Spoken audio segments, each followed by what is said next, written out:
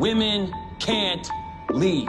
Women can't win! There is something more dangerous in this world than a humiliated man. A nasty woman. You broke me. You broke my heart. And I hate you because I still love you. And I hate myself even more for it. Ngayong alam mo na ang totoo, mahal mo pa rin ba siya? Kung marami na kaming nagmahal sa kanya, take it as a sign that he cannot stand you. You have nothing to hold on to. I have every reason to hold on and to fight for my husband.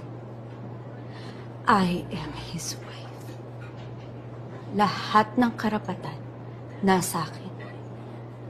Pinaglalaban ko ang pagmamahal na binigay ko. Ang buhay na pinaghirapan ko. Pangarap na binuo ko at higit sa lahat ang anak ko. Ang pamilya ko, pamilya namin na winawasak mo. Ikaw, anong pinaglalaban mo? Yang kati mo? Can you not make a scene? Can you not fuck my husband?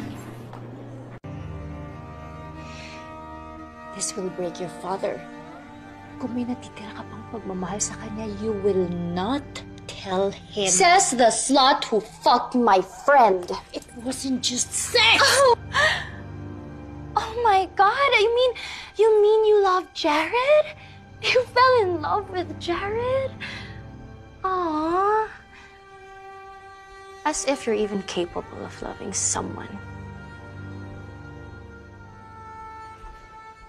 You don't know what love is. If you want to leave, then go ahead and fucking leave. I'm not gonna stop you.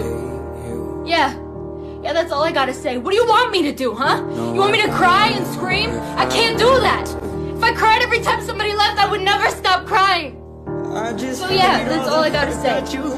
Go! I can't be begging for nobody no more. Please don't make a scene, Rafi. Huwag mong iisipin if I'm going to make a scene. Ang isipin mo, the sin you committed against me. Okay, talk. Before I actually go hysterically OA.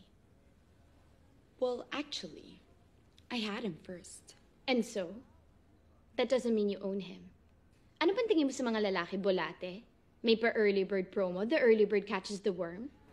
Hindi lang ikaw ang pwede magmahal kay Anton. I know. Kahit naman aso marunong magmahal. Mas loyal. Anna, I have designed many prestige projects. You may call me Mrs. Gray. So, if you want this job, I suggest you stop making eyes at my husband and keep your hands to yourself.